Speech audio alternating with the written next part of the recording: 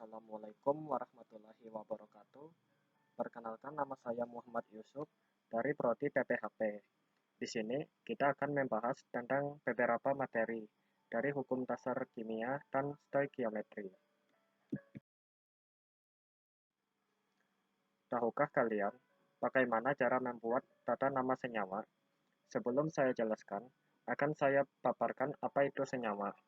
Senyawa didefinisikan sebagai zat yang dibentuk dari berbagai jenis unsur yang saling terikat secara kimia dan memiliki komposisi yang tetap. Senyawa yang ditemukan di alam semesta dapat dikelompokkan berdasarkan pada unsur-unsur pembentuknya. Berdasarkan unsur pembentuk tersebut, maka senyawa dikelompokkan menjadi dua kelompok, yaitu senyawa organik dan anorganik. Tata nama senyawa anorganik terdiri dari 4 macam senyawa. Berikut penjelasannya. Yang pertama, senyawa biner. Senyawa yang merupakan gabungan dua unsur kimia dan terbentuk ketika dua unsur yang berbeda berikatan satu sama lain. Senyawa biner adalah senyawa yang hanya terdiri atas dua jenis unsur, misalnya air, amonia, dan karbon dioksida. Berdasarkan jenis unsur yang menyusunnya, senyawa biner terbagi menjadi 3, yaitu senyawa asam biner, senyawa biner ionik, dan senyawa biner kovalen. Unsur yang terdapat lebih dahulu dalam urutan berikut ditulis di depan, seperti B, Si, C, Sb, As, P, N, H, S, I, Br, Cl, O, F. Nama senyawa kovalen biner adalah rangkaian nama kedua jenis unsur dengan akhiran ida pada nama unsur yang kedua. Senyawa yang sudah umum dikenal tidak perlu mengikuti aturan tersebut.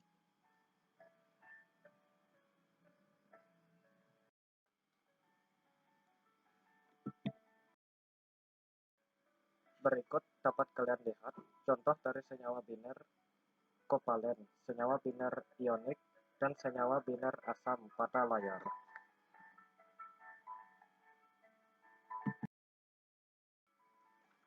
Kedua, senyawa ion. Senyawa ion adalah senyawa kimia yang tersusun dari ion-ion yang disatukan oleh gaya elektrostatik yang disebut ikatan ion.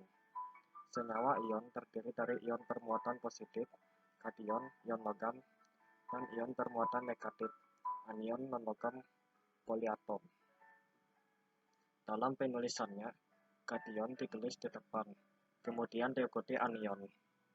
Nama senyawa ion adalah rangkaian nama kation di depan dan nama anionnya. Angka indeks tidak disebut. Rumus senyawa ion ditentukan oleh perbandingan muatan kation dan anionnya. Jumlah muatan positif sama dengan jumlah muatan negatif. Berikut dapat dilihat contoh dari senyawa ion.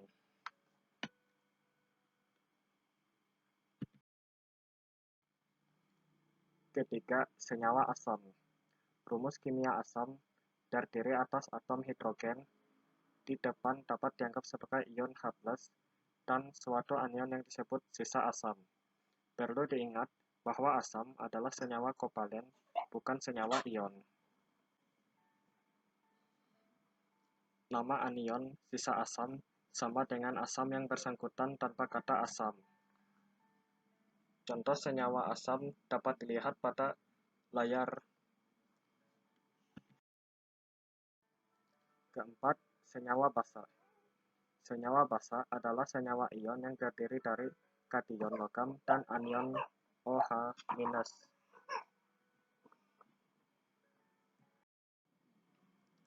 Nama senyawa basa sama dengan nama kationnya, yang diikuti kata hidroksida. Basa adalah senyawa yang dalam larutannya mengandung ion hidroksida atau OH-. Berikut contoh senyawa basa dapat dilihat pada kolom di layar.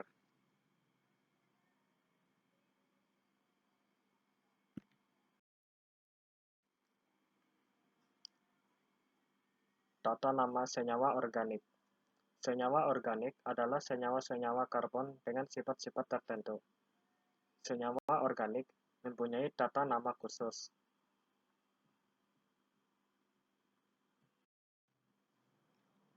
Contoh dari tata nama senyawa organik dapat dilihat pada kotak berwarna merah di slide.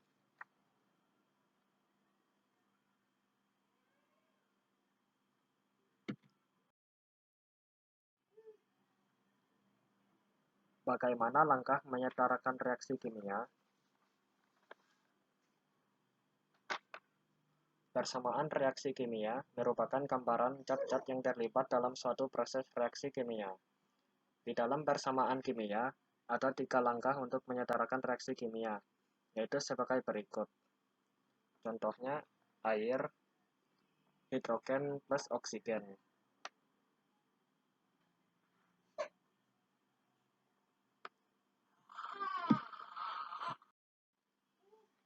Langkah pertama untuk menyelesaikan adalah dengan mengubah reaksi menjadi rumus kimia, sehingga rumus kimianya menjadi H2O, H2 plus O2.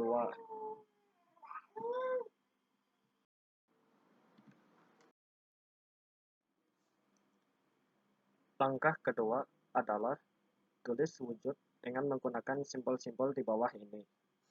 Gas, cair, padat, larutan. Persamaan reaksi kimia ditulis menjadi H2O, H2 plus O2. Langkah ketiga, di dalam suatu reaksi kimia, pasti selalu terjadi yang namanya hukum kekekalan massa. Maksudnya, di dalam suatu reaksi kimia, massa sebelum reaksi dan sesudah reaksi haruslah sama. Jadi, tidak boleh kurang atau lebih. H2O, H2 plus O2 belum setara. Berubah menjadi 2H, 2O, 2H2 plus 1O2.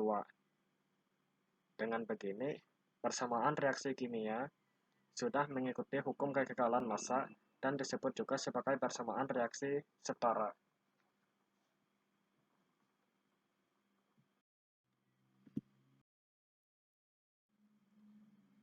Pembahasan yang ketiga yaitu contoh penerapan hukum dasar ilmu kimia. Hukum Lavoisier. Dalam sistem tertutup, massa zat sebelum dan sesudah reaksi adalah sama. Contoh soal hukum Lavoisier, pupuk kalium nitrat merupakan pupuk majemuk karena mengandung lebih dari satu unsur hara, yaitu unsur kalium dan nitrogen. Pupuk tersebut dalam skala industri dibuat dari senyawa natrium nitrat dan kalium klorida. Bila jumlah kedua bahan baku pupuk tersebut sebanyak 620 kg dan natrium klorida 300 kg, hitung berapa pupuk kalium nitrat yang terbentuk. Penyelesaian reaksi pembuatan pupuknya NaNO3 tambah KCl, NaCl tambah KNO3.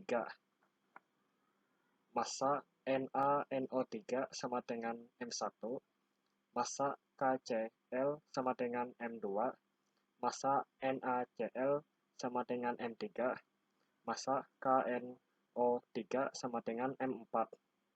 Hukum kekekalan massa M1 tambah M2 sama dengan M3 tambah M4. Jawab, M1 tambah M2 sama dengan 620 kg, M3 sama dengan 300 kg. M1 tambah M2 sama dengan M3 tambah M4, M4 sama dengan M1 tambah M2 kurang M3. M4 sama dengan 620 kg dikurang 300 kg sama dengan 320 kg. Jadi, pupuk kalium nitrat yang terbentuk sebanyak 320 kg.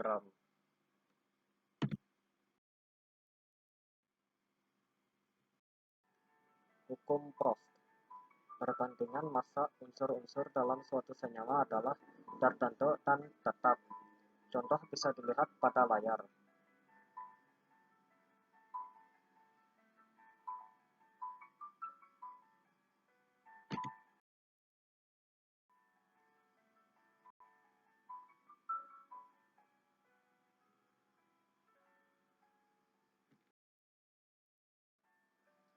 Hukum Dalton.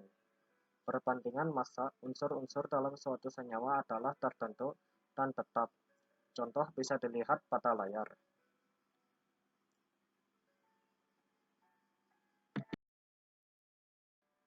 Hukum Gay-Lussac.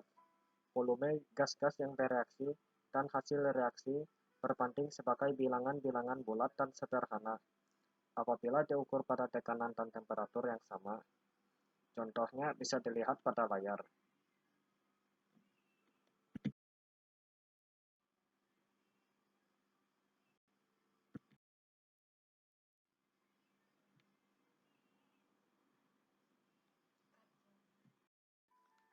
Hipotesis Avogadro. Gas-gas yang mempunyai volume yang sama pada suhu dan tekanan yang sama mengandung sejumlah molekul yang sama pula. Contoh dari hipotesis Avogadro yaitu reaksi pembentukan air. Bagaimana cara menentukan hubungan jumlah mol dengan massa senyawa? Massa molar adalah massa 1 mol zat dalam satuan gram. Massa molar berhubungan erat dengan AR unsur atau MR molekul.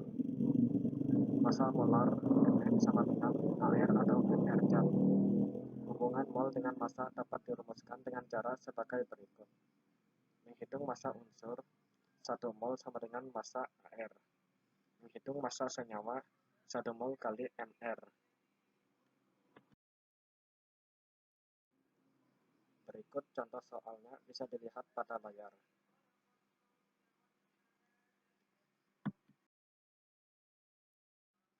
Bagaimana cara menentukan hubungan jumlah mol dengan volume larutan? Molaritas menyatakan banyaknya mol zat dalam 1 L larutan. Hubungan antara molaritas dan jumlah mol dinyatakan secara matematis melalui hubungan antara jumlah mol dan molaritas. Jumlah mol zat terkarut dalam tiap liter larutan dapat dirumuskan M sama dengan N per P. M sama dengan massa per MR dikali 1 per P. Keterangan bisa dilihat pada layar.